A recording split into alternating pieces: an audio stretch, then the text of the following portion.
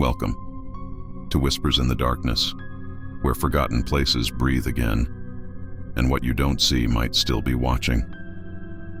Tonight's story takes us to the outskirts of Cold Creek, Wisconsin, a small dairy town shrouded in endless cornfields and a fog that just never seems to lift. This place used to be known for one thing: Merry Meadows Dairy, a sprawling factory that produced milk, cheese, and butter for nearly every household in the county.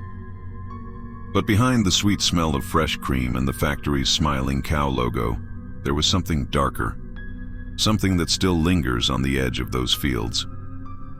It all began in the summer of 1958 with a man named Derek Kane.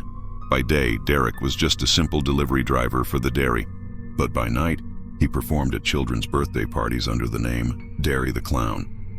He'd paint his face chalk white, draw on a wide red grin that stretched just a little too far, and wear a red and white striped suit with tiny bells sewn into the cuffs. Everyone in town knew him. He was the smiling face of the factory, the man who made kids laugh while holding up a glass of cold milk. But people said something changed in him after his wife died in childbirth. He kept performing, but his laugh started to sound hollow. The cheerful sparkle in his eyes completely faded. Some of the other workers claimed he started talking to himself backstage, whispering as if someone else was right there with him. On July 17, 1958, Merry Meadows held its annual Milk Day Festival.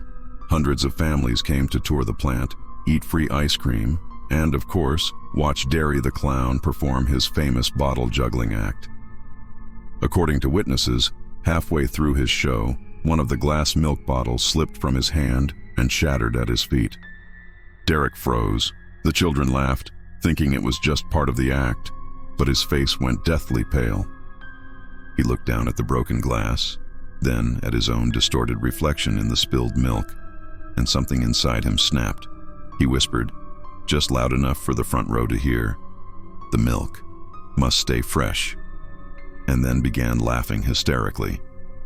The audience didn't know whether to clap or run. A few workers rushed over to calm him down, but by the time they reached the stage, he was gone. He'd vanished behind the curtains and never came back out. That night, the factory caught fire. The blaze was so intense that the massive milk tanks burst, sending white steam hissing into the air like ghosts rising from the ground. 5 workers died in the inferno. When firefighters finally searched the wreckage, they found something chilling in the basement freezer: a melted clown mask fused to the metal door. There was no body, just the sickening smell of burned milk and grease paint. The town officially declared it an accident. Faulty wiring, they said. But those who lived nearby knew better. They said the fire started in the exact room where Derek stored his costumes. And sometimes, on quiet nights, they swore they could hear bells jingling softly through the smoke. For years, no one dared to rebuild the dairy. It just sat there, a skeletal husk of scorched concrete and broken glass. Local teenagers would dare each other to go inside, and some of them never came back quite the same.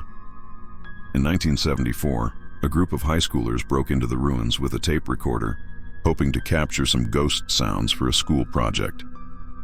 The next morning, only one of them returned, pale, shaking, and completely unable to speak. The recorder was found later, near the old rusted bottling line.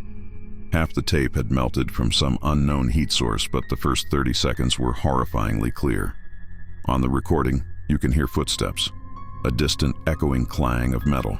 Then, a low, raspy voice whispering, "Would you like a taste?" The rest of the tape is just screeching static. Locals say Derry the Clown never left the factory. They call him It now, not out of mockery, but because no one dares to speak his real name anymore. Truckers who have to pass the ruins late at night around 3 a.m. report seeing a strange figure in a milk-stained clown suit standing in the middle of the road. Some say he just waves. Others swear that he steps closer every time they blink. In 1989, the town finally tried to demolish the building for good. But halfway through the job, a construction worker fell from the second floor, landing directly in a vat that hadn't been used in decades. It was filled with some kind of murky, milky water.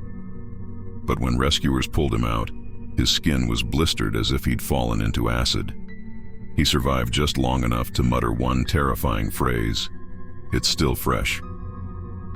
Since then, no one has touched the property.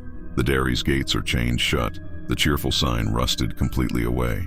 But every Halloween, someone dares to leave a carton of milk at the fence.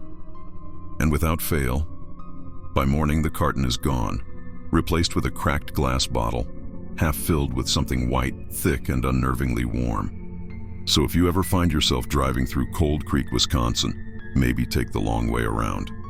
Don't slow down to look at the ruins. Don't roll down your window if you think you hear laughter echoing from the cornfields. And if a man in a burned red and white clown suit steps out of the fog and asks if you'd like a drink, just say no. Because Derry the Clown, never forgave the world for letting his milk spoil. This was the Clown of Derry, a whisper from the past, where the laughter curdled into screams. Thank you for listening. If you enjoyed this story, don't forget to like, subscribe, and hit that notification bell for more tales from the darkness. Sleep well, if you can.